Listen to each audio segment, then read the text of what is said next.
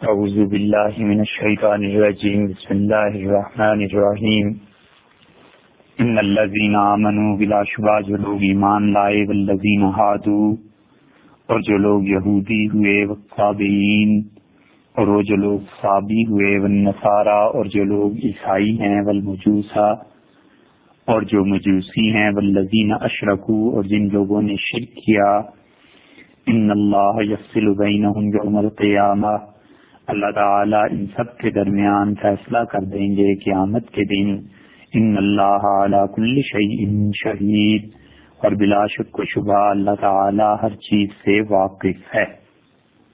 17ویں پارے میں 22ویں سورت یعنی سورہ حج کی اس 17ویں آیت کریمہ کی تشریح چل رہی تھی، اور اس سے پچھلی نشستوں میں ہم نے یہ بات عرض کی تھی کہ اللہ تعالی نے یہاں چند ایک گروہوں کا ذکر فرمایا، کچھ گروہوں کا ذکر اللہ نے ان کا نام لے کر کیا اور کچھ گروہوں کا ذکر اللہ نے ان کی صفت کے ساتھ بیان کیا، اور کسی بھی شخص کو اس کی صفت کے ساتھ بلانا یا کسی گروہ کو اس کی صفت کے ساتھ بلانا یا کسی گروہ کو اس کے نام کے ساتھ بلانا، دونوں میں فرق ہے، اور وہ فرق انشاءاللہ آگے چل کے بات آتی ہے کہ اللہ تعالی نے یہاں پر یہ فرق کیوں رکھا ہے، اور یہ قرآن کریم نے اتنی باریک اور اتنی باریکی سے یہ بات کہی ہے، اس کی حکمت آگے بیان ہو جائے گی۔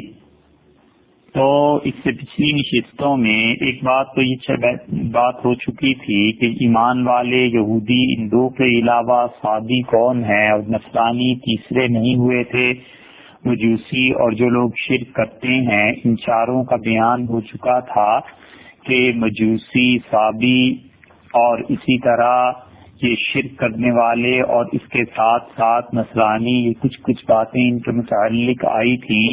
اللہ نے فرمایا کہ قیامت کے دن اللہ تعالیٰ ان کے درمیان فیصلہ کرے گا۔ اس قسم کی دو آیات اس سے پہلے بھی گزری ہیں، ایک تو سورہ بقرہ میں تھی جو خیال میں آ گئی تھی، اور اس لیے عرض کیا گیا تھا کہ دو آیات ایسی ہیں قرآن میں، لیکن بعد میں خیال آیا کہ ایک جگہ سورہ مائدہ میں بھی ایسی آیت ہے، تو اس لیے دو مقامات نہیں بلکہ 3 مقامات پر ایسی ہی آیات ہیں۔ مثلا ایک تو یہی ہو گئی سورہ حج کی، اور دوسری آیت کریمہ وہ ہے جو اللہ تعالی نے سورہ بقرہ میں ارشاد فرمائی، اور یہ فرمایا کہ ان الذین آمنوا والذین ہادوا، جو لوگ ایمان لائے اور جو لوگ یہودی ہوئے، ان تینوں آیات میں اگر آپ غور کریں تو ان الذین آمنوا اور والذین ہادوا تینوں جگہ پر مل جائے گا کہ وہ لوگ جو کہ یہودی ہوئے، والنصارى اور تیسرا گروہ جو نصرانیوں کا ہے، والصابئین اور جو صابی ہیں۔ اللہ تعالی نے سورہ حج میں صابئین کے اور نصارہ کے بعد مجوس کا ذکر فرمایا تھا، اور یہاں پر مجوس کے لفظ کو چھوڑ دیا ہے۔ سورہ بقرہ کی آیت نمبر 62 میں ارشاد فرمایا گیا ہے، تو یہاں پر اللہ نے ایمان والوں کا، یہودیوں کا، عیسائیوں کا اور صابی 4 گروہوں کا ذکر کیا، اور آخر پر 2 باتیں ارشاد فرما دی کہ من آمن باللہ والیوم الآخر، جو اللہ اور آخرت پر ایمان رکھے گا، 2 باتیں، وعمل صالحا اور عمل صالح کرے گا، یہ تیسری بات ہو گئی۔ یا آپ سے 2 باتیں کہیے کہ عقیدے کے متعلق ایک بات کہ اللہ پر عقیدہ اور آخرت پر عقیدہ، اور اس کے بعد کہا کہ عمل صالح۔ تو معلوم ہوا کہ نجات کے لیے ایمان باللہ اور ایمان بالآخرہ اور تیسری چیز عمل صالح درکار ہے، بظاہر ایسے معلوم ہوتا ہے۔ پھر یہی چیز سورہ مائدہ 6 پارے میں اللہ تعالی نے ارشاد فرمائی، اور آیت نمبر 68 کے بعد دیکھیں تو یہ الفاظ ملتے ہیں کہ ان الذین آمنوا والذین ہادوا، جو لوگ ایمان لائے اور جو لوگ یہودی ہوئے۔ یہاں بھی دیکھیے تو یہ نہیں کہا کہ یہودی، بلکہ یہ کہا کہ جو لوگ یہودی ہوئے، تو اسم اور صفت ان دونوں میں فرق ہو گیا. سابعون اور جو سابی ہوئے، والنصارى یہاں بھی 4 گروہوں کا ذکر کیا، اور پھر اس کے بعد فرمایا کہ من آمن باللہ والیوم الآخر وعمل صالحا، جو کوئی بھی ایمان لائے اور آخرت کے دن پہ ایمان لائے، اللہ پر ایمان لائے اور عمل صالح کرے، ایسے لوگوں کو کوئی غم نہیں ہے، کوئی اندیشہ نہیں ہے. تو یہاں سورہ مائدہ میں بھی یہی ارشاد ہوا، اور پھر اس کے ساتھ کچھ تفصیل مزید بڑھ کر سورہ حج میں جو 22ویں سورت ہے اور 17واں پارہ ہے، وہاں پر ارشاد ہوا. اب تک تو 4 گروہ چل رہے تھے ایمان والے جو یہودی ہوئے، عیسائی اور صابی. یہاں 5ویں گروہ کا بھی تذکرہ فرما دیا اور یہ کہا کہ ان الذین آمنوا، جو لوگ ایمان لائے، والذین ہادوا اور جو لوگ یہودی ہوئے، والصابئین اور صابی ہوئے، والنصارى اور جو نصارہ ہیں، والمجوس اور جو مجوسی ہوئے. تو قرآن نے یہاں پہنچ کر 5 گروہوں کا ذکر کر دیا. سورہ بقرہ میں 4 گروہ، سورہ مائدہ میں 4 گروہ، سورہ حج میں 5 گروہ اضافہ ہوا مجوس کا، والذین اشرکوا اور جنہوں نے شرک کیا. یہاں 6واں گروہ بھی شامل ہو گیا جن لوگوں نے شرک کیا. تو 4 گروہ تینوں جگہ پر مشترک نکل آئے. 5واں گروہ مجوس اور 6واں مشرکین یہاں پر آ گیا. لیکن آگے اللہ تعالیٰ نے یہاں ان 2 چیزوں کا بیان نہیں کیا جو پہلے گزر چکا ہے. پچھلی دونوں آیات میں 2 یا 3 چیزوں کا بیان تھا، ایمان باللہ، ایمان بالآخرت اور عمل صالح. تو جو لوگ یہ 3 کام کریں گے ان کو ہم نجات دے دیں گے. یہاں بالکل اللہ تعالیٰ نے تخاطب انداز بدل دیا اور ارشاد فرمایا کہ ان اللہ یفصل بینہم یوم القیامہ، قیامت کے دن اللہ تعالیٰ ان لوگوں میں فیصلہ کرے گا. ان اللہ علی کل شیء شہید، اور اللہ تعالیٰ یقیناً ہر چیز سے واقف ہے. تو اس لیے اس آیت کریمہ میں پہلے بھی عرض کیا جا چکا کہ ہم ان تینوں آیات کو اگر ایک ہی بار اس کی تشریح سمجھ لیں تو قرآن کریم کے تقریباً یہ تینوں مقامات حل ہو جاتے ہیں. اب یہاں پر مجوسیوں کا ذکر بھی ہو گیا، صابیوں کا بھی ہو گیا، ایمان والے مشرکین 2 ان کے متعلق کچھ اشارات اور نصارہ کے متعلق آ گئے. اس کے بعد یہ جو اللہ تعالیٰ نے تینوں جگہ پر یہ الفاظ ارشاد فرمائے ہیں کہ والذین ہادوا، جو لوگ یہودی ہوئے. تو یہ ہادو سے مراد کیا ہے؟ ہادو سے مراد یہودی ہو جانا ان لوگوں کا ایک گروہ کا. اور یہ یہودی یا ہود یا یہ جو لفظ ہے اللہ تعالیٰ نے ارشاد فرمایا ہے اصل میں عربی میں ہود کے معنی آتے ہیں نرمی کے ساتھ رجوع کرنا. حبب الرائد الدابہ، سواری کو حبب الرابہ نرمی کے ساتھ چلانا. اور ہود در حقیقت حائد کی جمع ہے، نام ہے. جیسے قائد اعظم بھی کہتے ہیں نا قائد، ایسے ہی کہتے ہیں الرائد، بہت مشہور اخبار اور رسالہ عربوں کا. اور حائد نام ہے بچے کا. حائد کا مطلب جو اللہ کی طرف رجوع کرنے والا ہو، خدا کی طرف توبہ کرنے والا ہو. اور ہود، حضرت ہود علیہ السلام اللہ تعالیٰ کے ایک پیغمبر کا نام ہے. اور یہ ہود جو ہے در حقیقت حائد کی جمع ہے. جیسے سعدا، سعد کی جمع ہو گئی، اسی طرح حائد ہود کی جمع ہو گئی. اور ہود کے معنی ہیں نرمی کے ساتھ رجوع کرنا. اور تحوید اسی سے لفظ بنا ہے. اور زمین پر جو جانور رینگتے ہیں ان کے لیے استعمال ہوتا ہے تحوید، کیونکہ وہ اپنے 8 پاؤں استعمال کر کے آہستہ آہستہ آہستہ آہستہ بڑھتے چلے جاتے ہیں. تو اس کا مطلب یہ ہے کہ نرمی کے ساتھ جو آگے کو بڑھے. اور اسی معنی میں حوض جو ہے وہ توبہ کے معنی میں استعمال ہوتا ہے. یہودیوں نے اللہ تعالیٰ کی خدمت میں بارگاہ میں عرض کیا کہ انا ہدنا الیک، اللہ ہم آپ کی طرف رجوع کر رہے ہیں، اللہ ہم آپ کی طرف لوٹتے ہیں. اور عرب محاورہ بولتے ہیں کہ فلاں آدمی کے متعلق کہ تحود فی مشیہ، وہ آدمی نرم رفتاری سے چلا.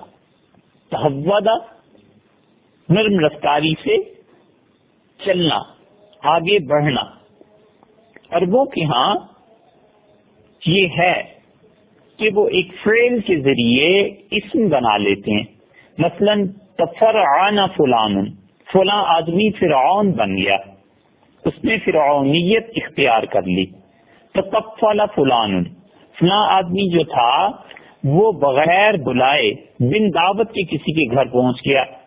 تو جو مہمان بن جائے جبرن اور کوئی سے بلا نہ رہا ہو، اس کے لیے عرب کہتے ہیں تطفل. تو تحود یعنی وہ آدمی نرمی سے چلا. تو عربی میں لغت میں اس لفظ کے معنی یہ ہوئے، اسی لیے اللہ تعالی نے قرآن کریم میں یہ بات ارشاد فرمائی کہ یہودیوں نے یہ کہا کہ انا ہدنا الیک، اے اللہ ہم نے آپ کی طرف رجوع کیا نرمی کے ساتھ، آہستہ آہستہ توبہ کی. تو اللہ تعالیٰ نے بھی تینوں مقامات پر آپ دیکھ لیجئے یہ بات ارشاد فرمائی کہ والذین ہادوا، اور جنہوں نے یہودیت اختیار کی یعنی آہستہ آہستہ اللہ کی طرف چلے، تحود اختیار کیا، اور یعنی یہ کہ انہوں نے اپنے وقت پر توبہ کر لی تھی. تو یہودیت کی اصل ہمارے نزدیک یہ الفاظ ہیں جو ابھی عربوں کے مطابق آپ کے خدمت میں عرض کیے، جس کی تشریح بھی مفردات القرآن اور دیگر لغت کی کتابوں سے عرض کی کہ تحوید کا مطلب آہستہ آہستہ چلنا یا توبہ کرنا یا رجوع کرنا اللہ کی طرف. یہ ہے جس چیز پر قرآن کریم پہ اعتراضات ہوئے ہیں اور مستشرقین نے قرآن کو اور حضور صلی اللہ علیہ وسلم کی تصنیف گرداننے کو، ان چیزوں کو، اعتراضات کو بڑے زور و شور سے اچھالا ہے، انہوں نے اس لفظ پر بھی بحث کی ہے. اور ہم یہ کہتے ہیں کہ یہ اعتراض جو انہوں نے کیا ہے وہ درست نہیں ہے. اور اعتراض پہلے سن لیجئے پھر اس کا جواب بھی. اعتراض انہوں نے یہ کیا ہے کہ وہ کہتے ہیں کہ یہود کا لفظ جو ہے یہ ہود کے مادہ سے نہیں ہے بلکہ یہ نسبت ہے یہوذا کی طرف. اور یہوذا جو تھے وہ حضرت یعقوب علیہ السلام کے چوتھے بیٹے تھے. تو اس اعتبار سے وہ کہتے ہیں کہ ہمارے اوپر یہ الزام ہے کہ ہم نے خدا کی طرف رجوع کیا یا توبہ کی، ہم سے کوئی گناہ ہوئے ہی نہیں، توبہ کا کیا سوال پیدا ہوتا ہے. تو حضور صلی اللہ علیہ وسلم چونکہ عربی اپنے پاس سے لکھتے تھے قرآن کی، اس لیے انہوں نے یہ ہادو کا لفظ جو استعمال کیا ہے یہ لفظ درست نہیں ہے. اور یہ اعتراض کرنا جو تھا یہ ان کی خود اپنے صحیفوں سے اور خاص طور پر تورات اس سے بے خبری کی بہت بڑی دلیل ہے. یہوذا اتنی بات تو طے شدہ ہے کہ حضرت یعقوب علیہ السلام کے چوتھے بیٹے تھے، اور اسی یہوذا سے بنی اسرائیل کے 12 خاندان بنے. یشوع کے زمانے میں جو علاقہ فتح ہو چکا تھا ان لوگوں نے آپس میں تقسیم کیا، اور تقسیم میں ارشلم سے لے کے اس کے جنوب کا تمام علاقہ یہ یہوذا کی اولاد کے قبضے میں آ گیا. اس خاندان میں بہت بڑی شخصیت حضرت داؤد علیہ السلام کی پیدا ہوئی، اور ان کے زمانے میں بنی اسرائیل کو سلطنت ملی اور ان کے خاندان کو بہت عروج ملا. اور اس کے بعد ان کے بیٹے حضرت سلیمان علیہ السلام اس سلطنت کے وارث ہوئے، جیسے کہ قرآن کریم میں بھی آتا ہے، اور انہوں نے دارالسلطنت میں ہیکل سلیمانی علیہ السلام کی تعمیر کی. تو بنی یہوذا جو تھے ان کی عظمت مزید بڑھ گئی.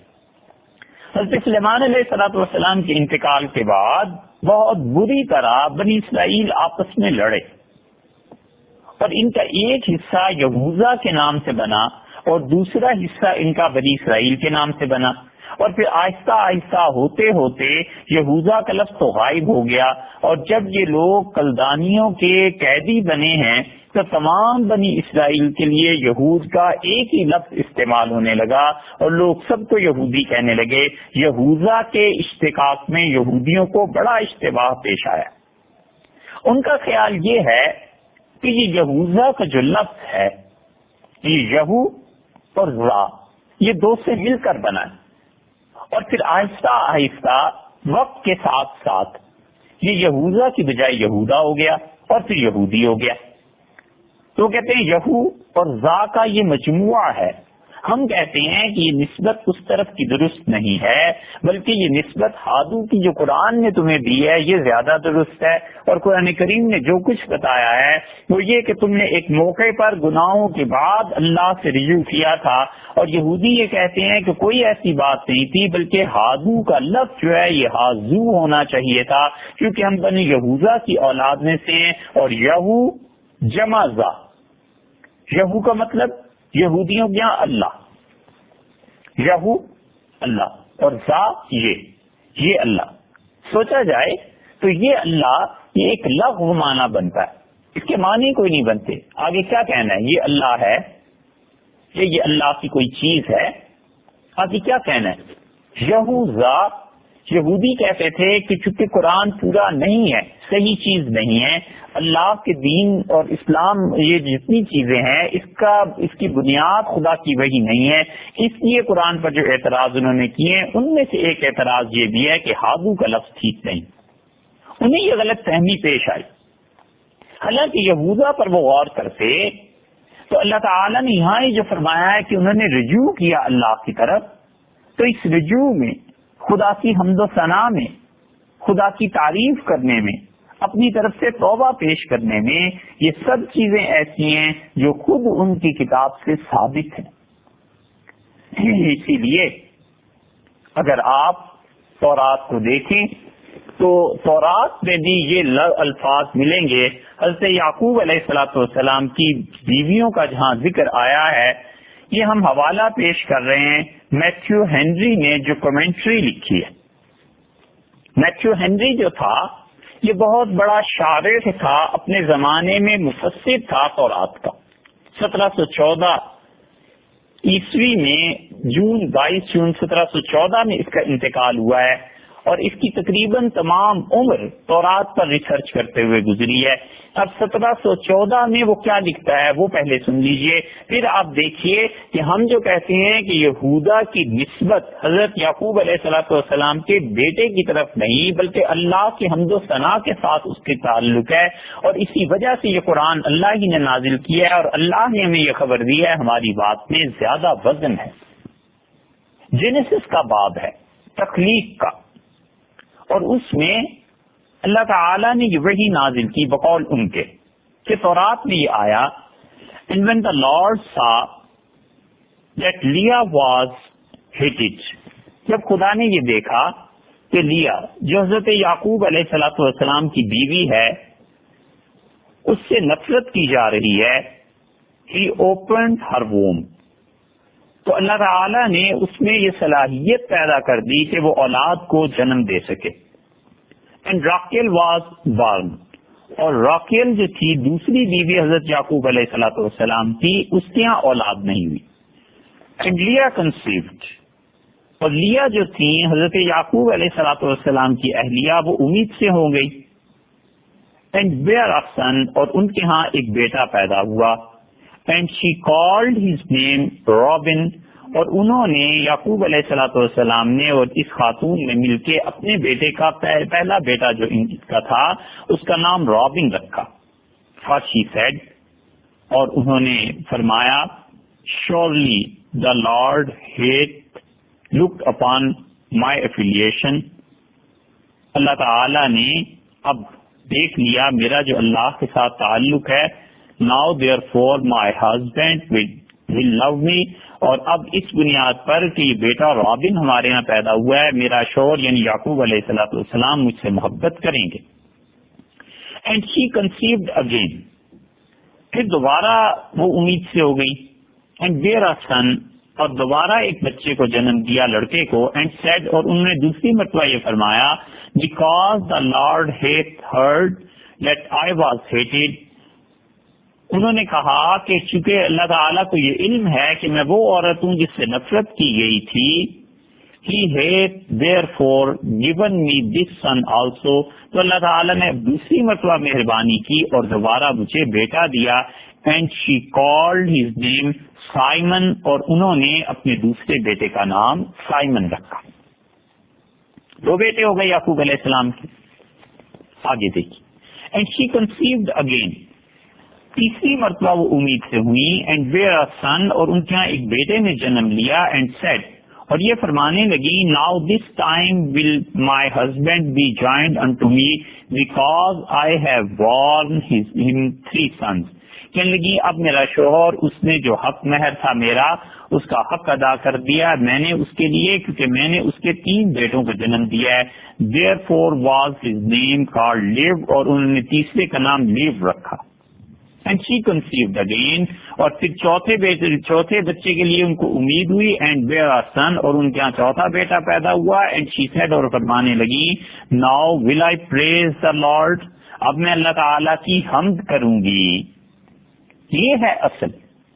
ہم کہتے ہیں آپ آج سے 3 صدیاں پیچھے چلے جائیے, جس وقت کچھ نہ کچھ سچائی آپ کے یہاں پائی جاتی تھی, وہاں جا کر دیکھ لیں. حضرت یعقوب علیہ الصلوۃ والسلام کے جو چوتھے بیٹے تھے ان کا نام یہ کیوں رکھا گیا تھا؟ ان کی والدہ ماجدہ نے کہا کہ اب میں اللہ تعالیٰ کی حمد و ثنا بیان کروں گی. Therefore she called his name, اور اس حمد و ثنا کی وجہ سے انہوں نے اپنے بیٹے کا نام رکھا جوڈا. تو چوتھے بیٹے کا نام ان کو ہو گیا جوڈا. جوڈا, یہوذا, یہودا سب ایک ہی نام ہیں, مگر ہم یہ کہتے ہیں کہ یہودا نام اس لیے تھا کہ اللہ کی حمد و ثنا سے متعلق تھا. اینڈ لیفٹ بیئرنگ, اور پھر اس کے بعد انہوں نے کوئی اولاد جنم نہیں دی. ہمارا یہ دعویٰ کہ یہودا کا تعلق اللہ کی طرف رجوع اور حمد و ثنا سے ہے, میتھیو ہینری نے آگے چل کر جہاں اس کی ڈیٹیلز بیان کی ہیں انہوں نے کومنٹری کیا کیا اس سے بھی ہماری تائید ہوتی ہے.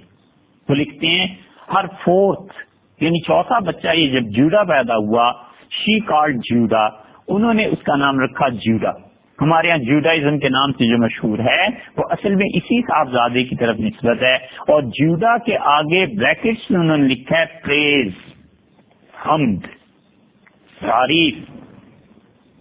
میتھیو ہینری کی یہ جو کومنٹری ہے اس کی پہلی جلد کا یہ 142 پیج ہے. اس پہ انہوں نے صاف صاف جوڈا کے سامنے پریز کا لفظ لکھ دیا ہے, سیئنگ. اس خاتون نے کہا now will I praise the lord, میں اب اللہ تعالیٰ کی حمد و ثنا بیان کروں گی. And this was he of whom as concerning the flesh, یہ جو اس بچے سے متعلق ہے. This came whatever is the matter of our rejoicing or to be the matter of our thanksgiving, یہ جو بھی معاملہ ہے اللہ کا شکر ادا کرنے کا معاملہ ہے, اللہ تعالیٰ کی طرف رجوع کا معاملہ ہے. یہی بات ہم کہتے ہیں کہ اللہ کی حمد و ثنا, یہود, تحبت, یہ سب ایک ہی معنی میں. پھر اس خاتون نے کیا کہا؟ اسی کا fresh favors should quicken us to praise God for former favors. یہ جو اب اللہ تعالیٰ کے موجودہ انعامات ہیں یہ ہمیں یاد دلاتے ہیں کہ ماضی میں بھی خدا تعالیٰ کے ہم پہ ایسے احسانات ہو چکے ہیں, تو اللہ کا شکر ادا کرنے میں ہم جلدی کریں. Now will I praise the lord more and better than I have done, اب میں اللہ تعالیٰ کی خوب تعریف بیان کروں گی, حتیٰ کہ جو میں آج سے پہلے خدا کی تعریف بیان کر چکی ہوں اس سے بھی زیادہ تعریف بیان کروں گی. All over praises must centre ان کرسٹ. ہماری یہ ساری حمد و ثنا اور دعائیں حضرت عیسیٰ علیہ السلام تک پہنچتی ہیں. یہ ان کا جملہ نہیں ہے, یہ آگے تو خیر اس نے خود اپنے شرک کی باتیں شروع کر دی ہیں, مگر اس ساری عبارت کو آپ کے سامنے رکھنے کا مقصد صرف اتنا سا ہے کہ یہ کہنا کہ رسول اللہ صلی اللہ علیہ وسلم نے قرآن کریم خود سے لکھ لیا تھا, اس لیے وہ ہماری نسبت یہودا اور یہوذا ان الفاظ کو سمجھ نہیں سکے, یہ غلط بات ہے. قرآن کریم اور مسلمان اکثر مفسرین جس طرف گئے ہیں وہ بات حقیقت پہ مبنی ہے کہ ہم کہتے ہیں کہ تمہاری اصل حقیقت یہودا کی لفظ کی حمد و ثنا سے تھی. یہو اور ذا اس کا مجموعہ کوئی چیز نہیں تھی, یہ الفاظ ہی نہیں بنتے. اس لیے اللہ تعالی نے قاعدے کے مطابق تمہیں ایک غلطی پر تنبہ کیا ہے اور واضح کیا ہے کہ یہودا جس کی طرف تم اپنے آپ کو منسوب کرتے ہو اس کی اصل مادہ ہود سے ہے, اور اس میں اللہ تعالیٰ نے انہیں گویا سمجھا دیا کہ تم اللہ کی طرف رجوع کرو. رسول اللہ صلی اللہ علیہ وسلم کے معاصرین ہو, اس لیے دیکھیے آپ, اللہ نے ان کا نام نہیں لیا یہودی, اللہ نے کہا وہ لوگ یہودی ہوئے ہیں. ان الذین آمنوا, وہ لوگ جو ایمان والے ہیں, والذین اشرکوا, وہ لوگ جو شرک کرنے والے ہیں. ان تین قوموں کا نام اللہ تعالیٰ نے فعل کے ساتھ لے لیا. یہ وہ لوگ جو ایمان لانے والے ہیں, یعنی صحابہ کرام رضی اللہ عنہم کو حوصلہ دلایا کہ تم لوگ ایمان والے ہو, ہمیں تمہارا ایمان قبول ہے. یہودیوں کو گویا لطیف انداز میں تنبیہ کر دی کہ ارے اللہ کی طرف رجوع کرنے والے لوگوں, تمہارے آبا و اجداد خدا کی طرف رجوع کر چکے ہیں. یعنی یہ کہ آج اس زمانے میں رجوع کرو رسول اللہ صلی اللہ علیہ وسلم کے ذریعے سے اللہ سے. صابئین کا نام لے لیا, اللہ نے یہ نہیں کہا وہ لوگ جو صابی ہوئے, والنصارى, اور عیسائیوں کا بھی نام لے لیا, والمجوس, مجوس کا بھی نام لے لیا. تو نام اور صفت لانے میں فرق ہے, دیکھا آپ نے. والذین اشرکوا, اور وہ لوگ جو تم شرک کر رہے ہو, تو اللہ تعالیٰ نے انہیں تنبہ کر دیا کہ تم جو شرک کر رہے ہو تمہارا یہ شرک کرنا درست نہیں ہے. اس سے واضح ہوتا ہے کہ یہودا کے تسمیہ میں, نام رکھنے میں اللہ کی حمد کا اور اس کی اطاعت کا مفہوم ہے. جیسے کہ یہ میتھیو ہنری کے حوالہ ہم نے دیا ہے, اس میں دیکھیے وہ صاف اس کو بریکٹس میں لکھتا ہے کہ پریز کے معنی میں یہ آتا ہے. تو معلوم ہوا کہ یہوذا کا لفظ یاہو اور سا سے مرکب نہیں ہے. اور پھر یہ بھی بات ہے کہ یاہو کے ساتھ کوئی ایسا لفظ ملانا چاہیے تھا جو اس کے ساتھ مطابقت رکھتا ہو. ذا کا مطلب یہ ہے یہ, تو یہوذا کا مطلب ہوا کہ یہ اللہ. اب یہ اللہ کیا ظاہر ہے کہ کسی مخلوق کے لیے تو یہ استعمال نہیں کیا جا سکتا کہ یہ اللہ ہے. پھر اس جملے کا مطلب کیا ہوا؟ تو یاہو پلس ذا کہ کوئی چیز بنتی نہیں. یہ الگ بات ہے کہ یاہو کا لفظ یہودیوں کے ہاں اللہ کے معنی میں استعمال ہوتا تھا, مگر ذا اس کے ساتھ کہاں سے آ گیا, اور یہ قاعدہ بنتا نہیں ہے. اس لیے اللہ تعالیٰ نے یہاں پر یہ جو فرمایا ہے جب الذین ہادوا, اور جن لوگوں نے رجوع کیا اللہ کی طرف کسی زمانے میں ان کے آباء و اجداد نے, تو قرآن نے اس طرح تنبیہ کر دی کہ تم ان لوگوں کی اولاد ہو جنہوں نے کسی زمانے میں اللہ تعالیٰ کی طرف رجوع کر لیا تھا اور توبہ کر لی تھی. اور مجوسی اور نصرانی اور صابئی, تین گروہ یہ ہو گئے. والذین اشرکوا, اور جن لوگوں نے شرک کیا. اب ان 6 گروہوں کا یہاں ذکر آ گیا سورہ حج میں, اور ان سے پہلے 4 کا ذکر آتا رہا ہے. یہاں پر قرآن کریم نے کیا کہہ دیا؟ اللہ تعالیٰ نے فرما دیا کہ دیکھو ہم ان سب کا قیامت کے دن فیصلہ کر دیں گے. تو اس سے ایک بات تو یہ پتہ چل گئی, قرآن کریم کی اس آیت کی تفسیر یہ ہو گئی کہ اللہ تعالیٰ نے اصل میں 2 فریقین کو رکھ لیا ہے. ایک طرف مسلمانوں کو رکھ لیا اور دوسری طرف مشرکین کو. یہودی, صابی, نصارہ, مجوسی, یہ سب کے سب ان مذاہب میں شرک پایا جاتا تھا. تو اللہ تعالیٰ نے قیامت کے دن کے لیے یہ قضیہ ارشاد فرما دیا. قرآن نے نام لے کر بتا دیا کہ آج خدا اور اس کے بارے میں جو جھگڑے تم لوگوں میں, وہ مسئلہ یہیں ختم ہونے جانے والا نہیں, بلکہ یہ قضیہ اللہ کے یہاں قیامت میں پیش ہو جائے گا. اور اللہ تعالیٰ ایک طرف ایمان والوں کو رکھے گا اور دوسری طرف مشرکین کو اور ان کے جتنے بھی مذاہب ہیں سب کو ایک جگہ جمع کر دیا جائے گا. اور پھر اس دن اللہ فیصلہ کرے گا کہ جو لوگ اللہ کی توحید کے قائل تھے وہ لوگ سچے ہیں یا وہ لوگ جو اللہ کے ساتھ شرک کرتے تھے وہ لوگ سچے ہیں. جو کچھ کرتا رہا ہے عمل بد یا صالح, قیامت کے دن اس کا بدلہ پا لے گا. دوسری بات آپ نے دیکھی یہاں پہ کہ سب سے پہلے اللہ نے ان تمام آیات میں ایمان والوں کا ذکر کیا ہے, اور سورہ حج میں آخر پہ مشرکین کا لفظ لے آئے ہیں. تو وہی بات ہو گئی کہ ایمان ایک طرف ہو گیا اور کفر اور شرک کرنے والے لوگ سب کے سب ایک طرف ہو گئے. اب ان کا نام مجوسی رکھیے, صابی رکھیے, نصارہ رکھیے, یا وہ لوگ جن کے آباء و اجداد نے رجوع کیا تھا اور آج یہودی ہیں, انہیں کہ یہ سارے کے سارے شرک کرنے والے مشرکین ہیں. یہ 5 گروہ ایک طرف اور اللہ کے نام لیوا ایک طرف. اور پھر اللہ تعالی نے بتا دیا یہ کر کے کہ جو لوگ شرک کرتے ہیں, جو لوگ اسلام لائے ہیں اور جن لوگوں نے یہودیت اختیار کی ہے, ان تینوں کو فعل کے ساتھ اللہ نے ذکر کیا ہے. اور تین جو باقی ہیں ان کو اسم کے ساتھ ذکر کیا، یعنی ان کا نام دیا، صابی، نصرانی اور مجوسی، اور ان تینوں کے ساتھ فعل کا ذکر کیا کہ وہ لوگ جو ایمان لائے ہیں۔ تو ایمان لانا ایک کام ہے نا، اس کا مطلب یہ ہے کہ ان کے اندر ابھی یہ سرگرمیاں پائی جاتی ہیں، ابھی یہ چیز پائی جاتی ہے۔ اسم جو ہوتا ہے اس سے کسی گروہ کا پتہ چلتا ہے، اور جب فعل اور صفت بیان کی جائے تو اس کا مطلب یہ ہوا کرتا ہے کہ ان میں ابھی تک یہ صفت باقی ہے۔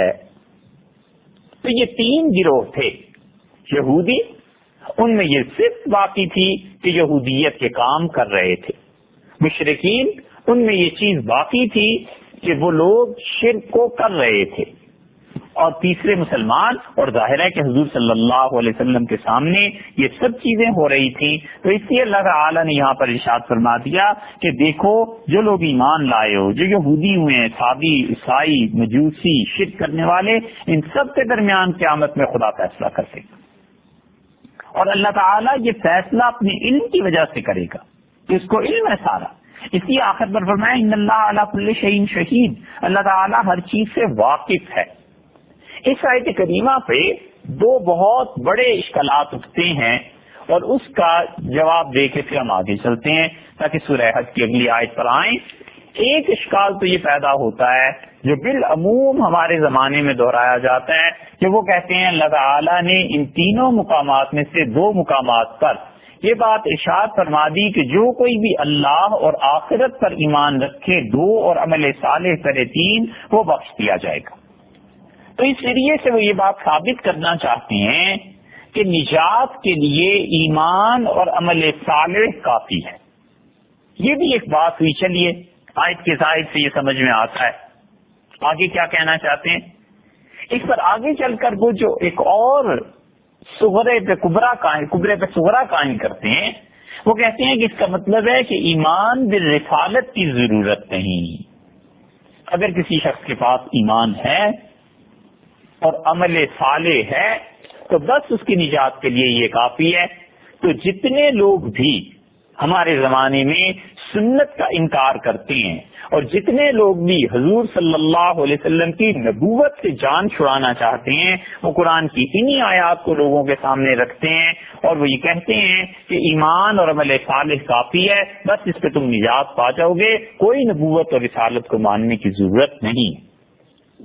ایک تو بہت بڑا اشکال یہ ہے، اس میں پھر ان آیات کو دیکھیں کہ سورہ بقرہ میں اللہ نے فرمایا ان الذین آمنوا والذین ہادوا والنصارى والصابئین، ایمان والے یہودی، عیسائی اور صابی، من آمن باللہ والیوم الاخر، جو اللہ اور آخرت پر ایمان لاتا ہے، دو چیزوں پہ ایمان ہو گیا، وعمل صالحا، اور نیک عمل کرے، فلہم اجر عند ربہم، اس کا اجر اس کے پروردگار کے پاس ہے ایسے لوگوں کا، ولا خوف علیہم ولا هم یحزنون، نہ ان کے لیے کوئی اندیشہ ہے اور نہ غم ہے۔ تو یہ جتنے گمراہ ہیں، پھر کہتے ہیں جو حضور صلی اللہ علیہ وسلم کی نبوت سے جان چھڑانا چاہتے ہیں، اور ہمارے زمانے کے وہ لوگ جو ماڈرنزم کا پرچار کرتے ہیں اور پیروکار بننا چاہتے ہیں، وہ کہتے ہیں نبوت اور رسالت پہ ایمان آخر کیوں ضروری ہے؟ جب اللہ نے کہہ دیا کہ کوئی بھی تمہارا مذہب ہو، یہودی ہو، عیسائی ہو، صابی ہو، مسلمان ہو، کچھ بھی ہو، اگر تم میں تین چیزیں بنیادی طور پر پائی جاتی ہیں، ایمان باللہ، ایمان بالآخرت اور عمل صالح، تو تم بخشے جاؤ گے۔ اور دلیل میں سورہ بقرہ کی اس آیت نمبر 62 کو پیش کرتے ہیں، اور پھر سورہ مائدہ میں بھی اللہ تعالیٰ نے یہ ارشاد فرمایا، اللہ نے فرمایا ان الذین آمنوا والذین ہادوا والصابئون والنصارى، جو ایمان لائے، جو یہودی ہوئے، صابی اور نصرانی، من آمن باللہ والیوم الاخر وعمل صالحا، جو کوئی اللہ پر ایمان لایا، آخرت پر ایمان لایا اور عمل صالح، یہ تین کام کر لیے، فلا خوف علیہم ولا هم یحزنون، ایسوں کو نہ کوئی اندیشہ ہے اور نہ ہی وہ غمگین ہوں گے۔ ٹھیک یہ الفاظ آئے ہیں سورہ بقرہ میں، فلا خوف علیہم ولا هم یحزنون، یہاں پر آیا فلا خوف علیہم ولا هم یحزنون، نہ انہیں کوئی اندیشہ ہے نہ انہیں کوئی رنج ہے۔ اور تیسرا مقام وہاں اللہ تعالیٰ نے یہ الفاظ کو ارشاد نہیں فرمائے، لیکن اللہ نے کہہ دیا کہ قیامت کے دن ہم ان میں فیصلہ کر لیں گے۔ تو یہ جتنے بھی گمراہ ہیں، سنت کے منکر حدیث کا انکار کرنے والے اور ایمان بالرسالت کو نکالنے والے تو سب کے سب قرآن کی ان دو آیات کو پیش کرتے ہیں.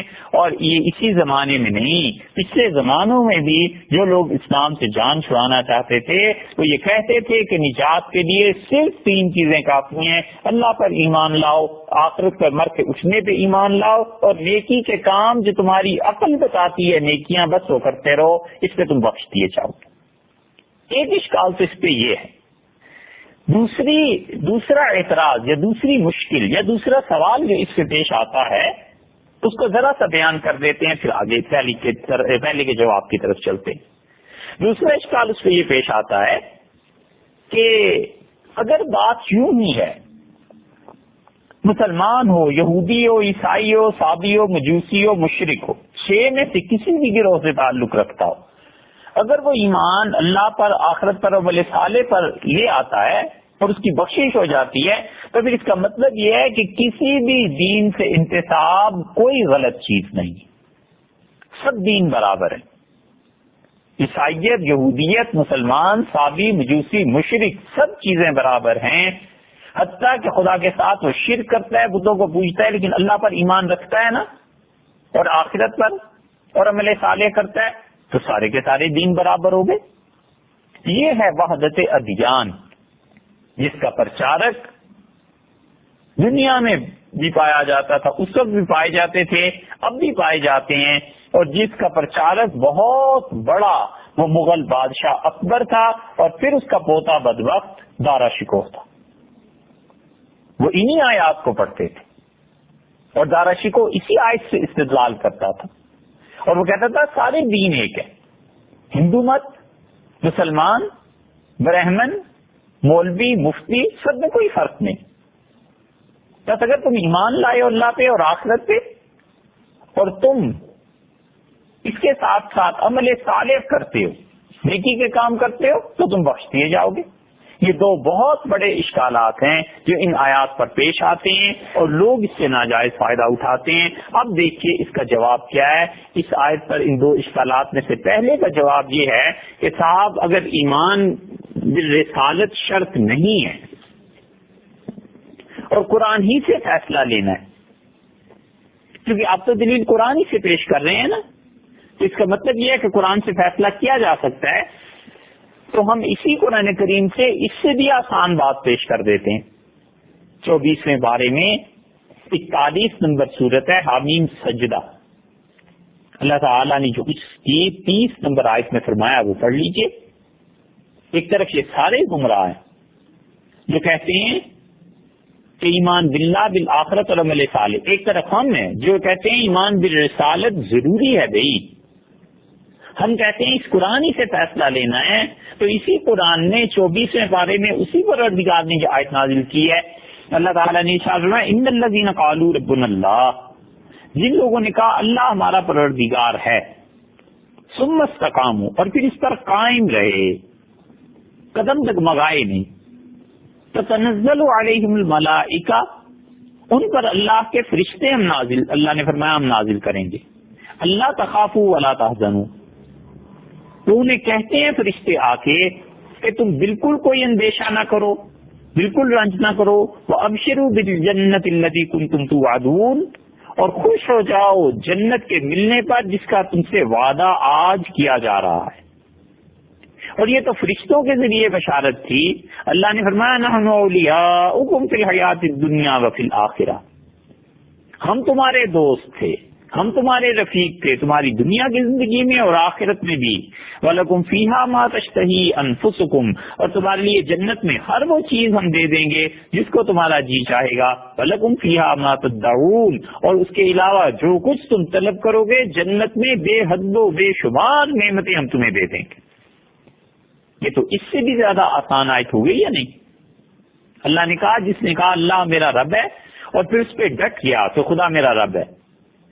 دیکھ لیجئے یہاں پر نہ ایمان بالرسالت کا ذکر ہے، وہ تو آپ کی مراد پوری ہوئی. ہم کہتے ہیں صاحب یہاں ایمان بالآخرت کا بھی ذکر نہیں ہے. چلو احسان کیا، ایمان بالآخرت کو مان لیا، یا عمل صالح کا بھی ذکر نہیں ہے. اس کا مطلب یہ ہوا کہ جو کہہ دے کہ اللہ میرا پروردگار ہے اور پھر اس پہ ڈٹ جائے اور ساری زندگی خدا کی نافرمانی کرتا رہے، کوئی پرواہ نہیں ہے، اس آیت کے مطابق وہ نہ صرف جنت میں جائے گا بلکہ اس پہ تو فرشتے بھی نازل ہوا کریں گی دنیا کی زندگی میں۔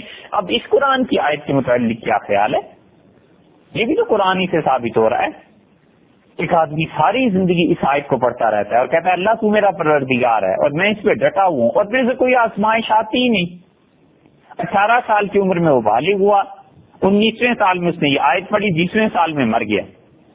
آپ کا کیا خیال ہے اسے کیوں نہیں جنت میں بھیجا جائے گا؟ اگر اس پہ فرشتے نہیں آتے 20ویں سال میں تو معاذ اللہ استغفر اللہ، پھر قرآن جھوٹ بولتا ہے۔ اللہ نے تو یہاں صرف یہی کہا ہے کہ جس نے کہا رب ہے میرا اللہ اور پھر اس کے بعد ڈٹ گیا اس پہ فرشتے بھی آئیں گے۔ ایسے ہزاروں کیسز مل جائیں گے جن پہ فرشتے نہیں آتے اور پھر آخرت میں جنت میں جائے گا بھی کیوں؟ تو اگر قرآن کریم کی آیات کو اسی طرح ایک ایک جگہ سے لے کر فیصلے کرنے ہیں تو پھر تو سورہ سجدہ کی اس آیت کے مطابق صرف ایمان باللہ پر جنت مل جانی چاہیے، چاہے اس شخص کے پاس عمل صالح ہو یا نہ۔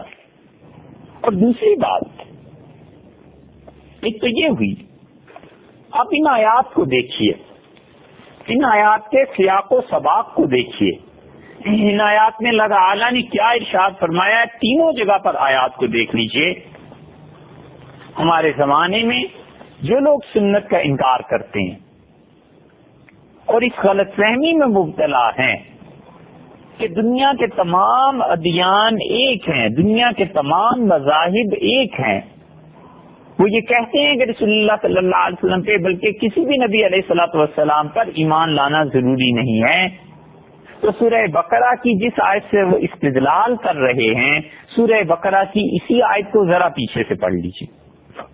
اللہ تعالیٰ نے ارشاد فرمایا ہے یا بنی اسرائیل اذکروا نعمتی التی انعمت علیکم، اے بنی اسرائیل میری اس نعمت کو یاد کرو جو میں نے تم پر کی ہے، وَأَوْفُوا بِعَهْدِي أُوفِ بِعَهْدِكُمْ، اور تم اپنے وعدے کو پورا کرو میں بھی اپنے وعدے کو پورا کروں گا، اور مجھے سے ڈرو اور ایمان لاؤ اس چیز پر جو میں نے نازل کیا ہے، مصدقا لما معاکم، جو تمہارے پاس تورات ہے اس تورات کی وہ تصدیق کرتی ہے وہ چیز جو حضور صلی اللہ علیہ وسلم پہ نازل کی گئی ہے یعنی قرآن۔ وَلَا تَكُونُوا أَوَّلَ كَافِرٍ بِهِ، اور تم سب سے پہلے اس قرآن کا انکار کرنے والے نہ بنو اور میری آیات کو حقیر قیمت پر نہ بیچو، وَإِيَّايَ فَاتَّقُونِ، اور مجھے سے ڈرو۔ اللہ تعالیٰ نے اس آیت میں صاف صاف بنی اسرائیل کو کہا ہے کہ تم میرے ساتھ کیے گئے وعدے کو پورا کرو اور اس قرآن پر ایمان لاؤ۔ تو آپ خود غور فرما لیں کہ قرآن پر کوئی آدمی ایمان لائے تو کیا وہ رسول اللہ صلی اللہ علیہ وسلم پر ایمان لانے سے بچ جائے گا؟ ایک آدمی یہ کہتا ہے کہ میں قرآن کو مانتا ہوں اور کہتا ہے میں حضور صلی اللہ علیہ وسلم کو نہیں مانتا، کوئی تک بنتی ہے؟ اس سے معلوم ہوا کہ اللہ نے ان سے جس چیز کا تقاضا کیا ہے وہ یہ ہے کہ رسول اللہ صلی اللہ علیہ وسلم پر ایمان لاؤ، قرآن پر ایمان لاؤ، اور اس کے بعد یہ کہا ہے کہ یہودی عیسائی کوئی بھی ہوگا جو ایمان لایا اللہ پر اور آخرت پر، تو اللہ تعالیٰ پر ایمان بھی اسی وقت پورا ہوتا ہے جب رسول اللہ صلی اللہ علیہ وسلم پر اور قرآن پر ایمان لائے۔ قرآن تو ایک سیکوینس میں چیزیں بیان کر رہا ہے، اس سیکوینس کو توڑ دینا اور یہ سمجھنا کہ بس ایک آیت کافی ہے، یہ دلیل کس بات کی ہے؟ اس سلسلہ کلام میں کچھ ہی آیات کے بعد اللہ تعالیٰ نے بتایا ہے کہ اہل کتاب پر قرآن اور رسول اللہ صلی اللہ علیہ وسلم پر ایمان لانا ضروری ہے، اگر وہ ایمان نہیں لائیں گے تو ان کی نجات نہیں ہو سکتی۔ ایک طرف قرآن یہ کہہ رہا ہے اور دوسری طرف یہ کہہ رہا ہے کہ اگر ایمان اور عمل صالح ہے تو تم بخش دیے جاؤ گے، تو یہ تضاد خدا کی کتاب میں کیسے ہو سکتا ہے؟ کوئی ہوش مند مصنف ایسے نہیں لکھ سکتا، کجا یہ کہ اللہ کی کتاب ایسی ہو جائے۔ یہ تو سورہ بقرہ کا حال ہے۔ اس سے آگے چلے جائیے اور سورہ مائدہ کو دیکھ لیں۔ اس آیت کو، سورہ مائدہ کی آیت کو اس کے اصل سیاق و سباق سے کاٹ کر جو لوگ پیش کرتے ہیں وہی گمراہی کو اختیار کرتے ہیں اور گمراہانہ استدلال اس آیت سے کرتے ہیں۔ ورنہ اللہ نے اس سے پہلے کیا کہا ہے؟ چھٹے پارے میں 5ویں سورت ہے اور اس کی آیت نمبر 65 سے اگر آپ شروع کر لیں تو اللہ تعالیٰ نے یہودیوں کو جوابات دیے. اللہ نے فرمایا وَلَوْ أَنَّ أَهْلَ الْكِتَابِ آمَنُوا، اگر اہل کتاب ایمان لے آتے، وَاتَّقَوْا اور تقوی اختیار کرتے، لَكَفَّرْنَا عَنْهُمْ سَيِّئَاتِهِمْ ہم ان اہل کتاب یہودیوں کے گناہ معاف کر دیتے، وَلَأَدْخَلْنَاهُمْ جَنَّاتِ النَّعِيمِ اور ہم انہیں انعامات نعمتوں کے باغ میں ضرور داخل کرتے. وَلَوْ أَنَّهُمْ أَقَامُوا التَّوْرَاةَ اور اگر یہ تورات کی پابندی کرتے، والانجیل اور انجیل کی پابندی کرتے، وما انزل الیہم من ربہم اور جو کچھ اب نازل ہوا ہے ان کے پاس اللہ کی طرف سے جو کچھ اب نازل کیا جا رہا ہے، تورات اور انجیل کی پابندی کریں اور جو اب نازل کیا جا رہا ہے، یہ اب نازل ہونے والی کون سی چیز ہے؟ صاف ظاہر ہے کہ یہ آیت رسول اللہ صلی اللہ علیہ وسلم مدینہ منورہ میں نازل ہوئی ہے، تو یہودیوں نے نہیں اس آیت کو سنا ہوگا، عیسائیوں نے نہیں سنا ہوگا. اللہ نے کہا اگر یہ یہودی تورات انجیل کی پابندی کریں اور جو اب نازل ہو رہا ہے اس کی پابندی کریں، اس کے مطابق اپنے قانون کو بنا لیں، لَأَكَلُوا مِن فَوْقِهِمْ تو یہ لوگ خوب کھائیں گے، خوب پیئیں گے، ان کے اوپر سے برکتیں نازل ہوں گی آسمان سے، وَمِن تَحْتِ أَرْجُلِهِمْ اور ان کے پاؤں کے نیچے کی زمین سے برکتیں ہم انہیں دے دیں گے اگر یہ تورات انجیل اور اس قرآن پر عمل کریں. درمیان میں ایک بات کہے بغیر رہنا دشوار ہے کہ اللہ یہودیوں سے کہہ رہا ہے کہ اگر تم تورات انجیل اور قرآن کے مطابق اپنے قوانین کو بنا لو تو تم اوپر سے آسمان کی برکتوں سے بھی منتفع ہوگے اور تمہارے نیچے جو زمین ہے پاؤں کے نیچے اس سے بھی ہم برکتیں دیں گے. یہودیوں سے ہے اور اس امت سے یہ وعدہ نہیں ہے. ہم کیوں بھاگتے ہیں قرآن کے قانون سے؟ ہمارے ہاں اللہ کے قوانین کیوں نہیں نافذ ہوتے؟ اس لیے کہ ہم نے نفاق اختیار کرنا ہے، ہم نے جاسوسیاں کرنی ہے، ہم نے لوگوں کی مخبریاں کر کر کے اپنے اکاؤنٹس بھرنے ہیں، اور ہم نے اللہ کی اور اس کے حضور صلی اللہ علیہ وسلم پہ جو قوانین نازل ہوئے ہیں ان سب کی نافرمانی ہم نے وتیرہ بنانا ہے. اس لیے اللہ نے یہ کیا کہا ہے؟ اللہ نے کہا اگر یہودی اس قرآن کے مطابق فیصلے کریں، لَأَكَلُوا مِن فَوْقِهِمْ وَمِن تَحْتِ أَرْجُلِهِمْ ہم ان کو اوپر سے برکتیں دیں، ان کے زمین کے پاؤں تلے جو زمین ہے اس سے بھی برکتیں دیں. منہم امت مقتصدہ اور ان میں ایک جماعت ہے جو درمیانی راہ پر ہے، وکثیر منہم ساء ما یعملون اور ان میں اکثر ایسے ہیں یہودی جو بہت بری حرکتیں دنیا میں کر رہے ہیں. یا ایھا الرسول، اچھا ابھی اس آیت میں اللہ نے انہیں قرآن پہ ایمان لانے کی دعوت دی ہے نا. اگلی آیت دیکھیے، اللہ نے بولا یا ایھا الرسول اور رسول اللہ صلی اللہ علیہ وسلم بلغ ما انزل الیک من ربک جو کچھ آپ تک اللہ نے نازل کیا ہے اسے لوگوں تک پہنچا دیجیے. وَإِن لَّمْ تَفْعَلْ اور اگر آپ نے ہمارا پیغام لوگوں تک نہیں پہنچایا فَمَا بَلَّغْتَ رِسَالَتَهُ تو آپ نے اگر آپ نے یہ کام نہ کیا تو آپ نے رسالت کا حق ہی ادا نہیں کیا. وَاللَّهُ يَعْصِمُكَ مِنَ النَّاسِ اللہ آپ کو لوگوں سے بچائے گا، اللہ تعالیٰ آپ کی حفاظت کرے گا. ان اللہ لا یہدی القوم الکافرین اور اللہ تعالیٰ کافروں کو راہ نہیں دیتا. قل یا اہل الکتاب لستم علی شیء حتی تقیموا التوراۃ آپ صاف بتا دیجئے کہ اے یہودیو تم کسی صحیح راہ پر زندگی میں اس وقت تک نہیں آ سکتے جب تک کہ تم تورات کی پابندی نہ کرو. اور اہلی کتاب میں دونوں گروہ آگے تھے نا، یہودی بھی اور عیسائی بھی مراد ہو سکتے تھے. اس لیے قرآن آگے ایک لفظ لے آیا ہے حتیٰ تقیم التوراۃ والانجیل یہاں تک کہ تم تورات کو اور انجیل کو قائم نہ کرو. تو یعنی یہودیوں تم تورات کو قائم کرو اور انجیل والو تم انجیل کو قائم کرو. وما انزل الیکم من ربکم اور جو اب وہی تم پر نازل کی جا رہی ہے، تمہاری طرف میرے حکم بھیجے جا رہے ہیں، ان کو جب تک تم نہیں مانو گے تم زندگی میں صحیح راہ پر نہیں آ سکتے. جب اس سے تم گریز کر رہے ہو تو پھر کیسی افضلیت، پھر کیسی مقبولیت، پھر تم کہاں سے خدا کے چہیتے بننے پھرتے ہو. وَلَيَزِيدَنَّ كَثِيرًا مِّنْهُم مَّا أُنزِلَ إِلَيْكَ مِن رَّبِّكَ طُغْيَانًا وَكُفْرًا اور حقیقت یہ ہے کہ قرآن جو آپ کی طرف نازل کیا جا رہا ہے یہ یقیناً ان یہودیوں اور عیسائیوں میں بہت سوں کی سرکشی اور کفر اس کو بڑھا کر ہی رہے گا. یعنی جب یہ انکار کریں گے قرآن کا اور یہ انکار کریں گے اس وحی کا جو حضور صلی اللہ علیہ وسلم پہ نازل ہوئی ہے تو ان کی سرکشی اور کفر بڑھے گا.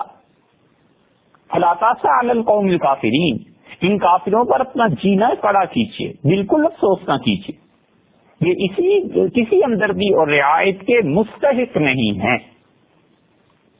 اس سے معلوم ہوتا ہے کہ اللہ نے حکم دیا کہ وہ قرآن کو قائم کریں، تورات اور انجیل پہ ایمان لائیں۔ اب ایک طرف یہ 68 نمبر آیت تک پوری تشریح یہ ہو گئی، دوسری طرف آگے دیکھیے 69 نمبر آیت میں اللہ فرماتے ہیں ان الذین آمنوا والذین ھادوا والصابئون والنصارى، اور جو ایمان لائے اور جو یہودی ہوئے، صابی اور نصرانی، من آمن باللہ والیوم الآخر وعمل صالحا، جو اللہ پر، آخرت پر اور عمل صالح کرے اور دو پہ ایمان لے آئے، ان کو کوئی خوف نہیں۔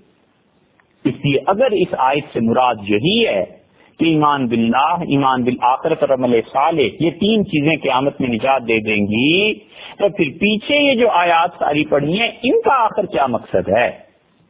اس لیے ہم کہتے ہیں کہ جو لوگ بھی قرآن کریم کی ان تین آیات سے استدلال کرتے ہیں وہ در حقیقت قرآن کی ایک آیت لے کے باقی تمام چیزوں کا انکار کرنے پر تلے ہوئے،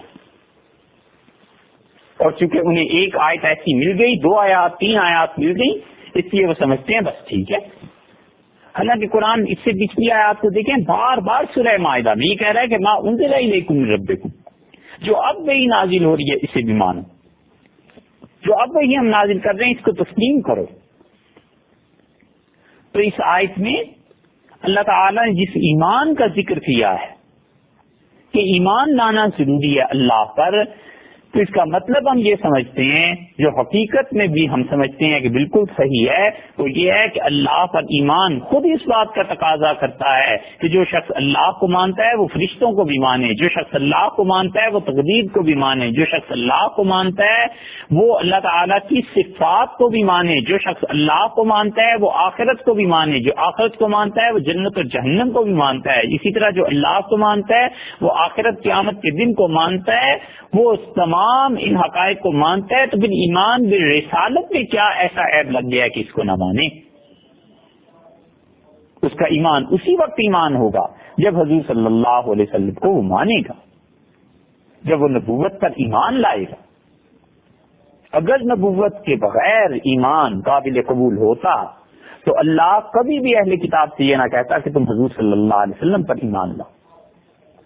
سورہ اعراف دیکھیے، اللہ تعالیٰ نے اس میں کیا ارشاد فرمایا؟ سورہ اعراف صاف طور پر بتاتی ہے کہ اللہ تعالیٰ کے ہاں کسی شخص کا ایمان اس وقت تک قابل قبول نہیں جب تک کہ وہ اللہ کے نبیوں علیہ الصلوۃ والسلام ان کو نہ مانے، اور جو شخص نبوت کا انکار کرتا ہے وہ اپنے لیے بہت بڑی گمراہی کا دروازہ کھولتا ہے۔ بھلا صرف عقل یہ کیسے فیصلہ کر سکتی ہے کہ یہ عمل صالح؟ صرف عقل پہ بات چھوڑ دیں۔ کیا خوب بات امیر المومنین سیدنا علی رضی اللہ عنہ نے کہی۔ ان سے کسی نے کہا کہ کیا عقل کافی نہیں ہے سیدھی راہ دکھانے کے لیے؟ تو امیر المومنین سیدنا علی رضی اللہ عنہ پاؤں کے موزے جو پہنے ہوتے تھے نا چمڑے کے، اس کی طرف اشارہ فرمایا اور فرمایا دیکھو اگر محض عقل کافی ہوتی تو میں ان موزوں کے اوپر کی بجائے نیچے کی طرف مسح کرتا، کیونکہ پاؤں کے تلوے نیچے ہوتے ہیں اور نیچے ہی آدمی زمین پر چلا کرتا ہے اور نیچے ہی کی طرف مٹی لگا کرتی ہے۔ اگر عقل کافی ہوتی تو میں نیچے کی طرف مسح کرتا، میں اوپر مسح اسی لیے کرتا ہوں کہ حضور صلی اللہ علیہ وسلم نے اوپر کیا تھا۔ تنہا عقل اگر کافی ہوتی تو پھر حضرت موسیٰ علیہ الصلوۃ والسلام کو اللہ تعالیٰ طور پر یہ جواب نہ دیتے جو قرآن کریم نے نقل کیا۔ اللہ نے فرمایا وَلَمَّا سَكَتَ عَن مُوسَى الْغَضَبُ، جب موسیٰ علیہ الصلوۃ والسلام کا غصہ ختم ہوا، ٹھنڈا ہوا، أَخَذَ الْأَلْوَاحَ، تو انہوں نے ان تختیوں کو اٹھا لیا جس پہ تورات لکھی ہوئی تھی، وَفِي نُسْخَتِهَا هُدًى وَرَحْمَةٌ لِّلَّذِينَ هُمْ لِرَبِّهِمْ يَرْهَبُونَ، اور اس تورات میں بڑی ہدایت اللہ نے رکھی تھی، بے پناہ رحمت تھی تورات میں ان لوگوں کے لیے جو اپنے رب سے ڈرتے ہیں۔ وَاخْتَارَ مُوسَىٰ قَوْمَهُ 70 رَجُلًا لِّمِيقَاتِنَا، موسیٰ علیہ السلام نے 70 آدمی لے لیے اور طور پر چلے آئے ہمارے ساتھ ملاقات کے لیے، فلما اخذتهم الرجفہ، اور جب جھنجھوڑا زلزلے نے انہیں، قال رب لو شئت اهلكتهم من قبل وإياي، تو موسیٰ علیہ السلام نے کہا اللہ اگر انہیں موت ہی دینی مقصود تھی، یہی منظور تھا، تو اس سے پہلے بھی مجھے بھی اور ان کو بھی وفات دے دی ہوتی۔ اتهلكنا بما فعل السفهاء منا، کیا ہمیں اس حرکت پر جو بعض بے وقوفوں نے کی ہے سب کو ہلاک کر دیا جائے گا؟ ان یہ الا فتنتک، اللہ یہ آپ کی آزمائش ہے، تضل بہا من تشاء، اللہ جس کو تو چاہے گمراہ کر دے، وتہدی بہا من تشاء، تہدی من تشاء، اللہ جس کو تو چاہے ہدایت دے، انت ولینا، اللہ تو ہی ہمارا والی ہے، فاغفر لنا وارحمنا وانت خیر الغافرین، اے پروردگار ہمارا کارساز تو ہماری مغفرت کر دے اور ہم پر رحم کر، اور تو بہترین مغفرت کرنے والا ہے۔ واکتب لنا فی ہذہ الدنیا حسنہ، اللہ ہم لوگوں کے لیے، بنی اسرائیل کے لیے اس دنیا میں بھی بھلائی کو لازم کر دے، وفی الآخرۃ انا ہدنا الیک، اور آخرت میں تو اللہ ہم تیرے سامنے جھکی گئے ہیں، یہ ہے ہدنا، یہود، ہود، حائد، یہ سب ایک ہی لفظ ہے۔ قال عذابی یصیب بہ من اشاء، اللہ نے کہا میرا عذاب اسی کو پہنچتا ہے جس پر میں چاہتا ہوں، ورحمتی وسعت کل شیء، اور میری رحمت وہ تو بہت وسیع ہے، فسأکتبها للذین یتقون، میں اپنی رحمت ان لوگوں کو لازماً دے دوں گا جو مجھ سے ڈرتے ہیں، ویؤتون الزکوٰۃ، اور جو زکوٰۃ دیتے ہیں، والذین هم بآیاتنا یؤمنون، اور جو لوگ ہماری نشانیوں پر ایمان رکھتے ہیں۔ یہ اللہ کی نشانیاں کیا ہیں؟ اگلی آیت پڑھ لیجئے، الذین یتبعون الرسول النبی الامی، جو لوگ حضور صلی اللہ علیہ وسلم کی پیروی کرتے ہیں۔ اگر رسالت پر ایمان ضروری نہ ہوتا تو قرآن یہ بار بار کیوں کہہ رہا ہے؟ موسیٰ علیہ السلام اور ان کی قوم کا چھٹکارا نہ ہو جاتا؟ سیدنا موسیٰ علیہ السلام تو جلیل القدر پیغمبر تھے، اگر فرض کر لو وہ بھی حضور صلی اللہ علیہ وسلم کا انکار کر دیتے تو ان کے لیے کہاں گنجائش تھی؟ اللہ نے فرمایا الذین یتبعون الرسول النبی الامی، وہ لوگ جو اس نبی صلی اللہ علیہ وسلم کی پیروی کرتے ہیں، الذی یجدونہ مکتوبا عندہم فی التوراۃ والانجیل، اس نبی کی خوشخبریاں ہم نے تورات میں لکھوا دی تھی، انجیل میں لکھی ہوئی، یہ یہودی اور عیسائی اپنے پاس پاتے ہیں، یامرہم بالمعروف، یہ ہمارے حضور صلی اللہ علیہ وسلم تو ایسے ہیں لوگوں کو نیکیوں کا حکم کرتا ہے، وینہاہم عن المنکر، برائیوں سے منع کرتا ہے، ویحل لہم الطیبات، اور ان کے لیے پاکیزہ چیزیں جائز قرار دیتا ہے، ویحرم علیہم الخبائث، گندی چیزوں کو حرام قرار دیتا ہے، ویضع عنہم مصرہم، اور انسانیت کا بوجھ اٹھاتا ہے، دور کرتا ہے، والاغلال التی کانت علیہم، اور وہ قیود، وہ پابندیاں جنہوں نے انسانوں کا جینا دوبر کر دیا تھا، یہ ہمارے نبی صلی اللہ علیہ وسلم ہیں، انہیں انسانوں سے دور کر کے ان کی زندگیاں آسان کر رہے ہیں۔ اور نبی صلی اللہ علیہ وسلم کا ایمان تو ایمان ہے ہی۔ آگے دیکھیے اللہ نے کہا الذین آمنوا بہ، ان پر بھی ایمان ضروری ہے جو اس پر ایمان لائے ہیں، یعنی صحابہ کرام رضی اللہ عنہم، وعزروہ، اور انہوں نے اس کی مدد کی ہے، مہاجرین آگے، ونصروہ، اور انہوں نے اس کے عزروہ کا ساتھ دیا ہے، مہاجرین آگے، ونصروہ، اور انہوں نے اس کی مدد کی ہے، انصار بھی آگے، مدینہ منورہ والے سارے، واتبعوا النور الذی انزل معہ، اور وہ تمام لوگ جنہوں نے اس نور کی پیروی کی جو ہم نے اپنے نبی علیہ الصلوۃ والسلام کو دیا، یہ قرآن، اولئک هم المفلحون، سو یہ لوگ پوری نجات پانے والے لوگ۔ اس لیے اس تفصیل سے معلوم ہوتا ہے کہ نجات کے لیے جس طرح حضور صلی اللہ علیہ وسلم پر کے لیے کو ماننا ضروری تھا موسیٰ علیہ الصلوۃ والسلام کی قوم کے لیے، اسی طرح باقی جو اہل کتاب ہیں سب کے لیے یہ ضروری ہے کہ وہ تورات اور انجیل کی ان پیشن گوئیوں کو دیکھیں جن میں حضور صلی اللہ علیہ وسلم کے متعلق صراحتاً بتایا گیا ہے کہ وہ آئیں گے، اور ان پر ایمان لائیں۔ تو اللہ تعالیٰ نے یہ تقاضا جو کیا ہے کہ ایمان باللہ اور ایمان بالآخرت، اس کے ساتھ عمل صالح کا، اس کا مطلب صرف اتنا سا نہیں ہے بلکہ عمل صالح پر خود آپ غور کریں تو عمل صالح بن ہی نہیں سکتا جب تک کہ نبوت کی پیروی میں نہ ہو۔ حضور صلی اللہ علیہ وسلم سکھائیں گے تو عمل صالح بنے گا نا بھائی، اگر نبی کریم صلی اللہ علیہ وسلم اجازت نہ دے تو عمل صالح کیسے بن جائے گا؟ نبی کریم صلی اللہ علیہ وسلم نے فرمایا ہے کہ چچا زاد، پھوپھی زاد، مامو زاد بہن بھائیوں سے نکاح جائز ہے. اگر حضور صلی اللہ علیہ وسلم بتا جاتے کہ یہ بھی سگی بہنوں کی طرح حرام ہے تو پھر کون کہہ سکتا تھا کہ یہ رشتے جائز ہیں؟ اس لیے ان آیات سے جو گمراہی پھیلاتے ہیں لوگ، انہیں ان حقائق پر غور کرنا چاہیے. اگر وہ جان بوجھ کے نہیں کرتے، جو جان بوجھ کے کرتے ہیں ان کا تو کچھ حل نہیں. سوتے ہوئے کو آدمی اٹھا لیتا ہے، لیکن جو سوتا ہوا بن جائے اسے کون اٹھائے؟ تو پہلا اشکال اس لیے پیش آتا تھا کہ ایمان باللہ، ایمان بالآخرت اور عمل صالح نجات کے لیے کافی ہیں. امید ہے اس کا جواب انشاءاللہ ہو کیا ہوگا.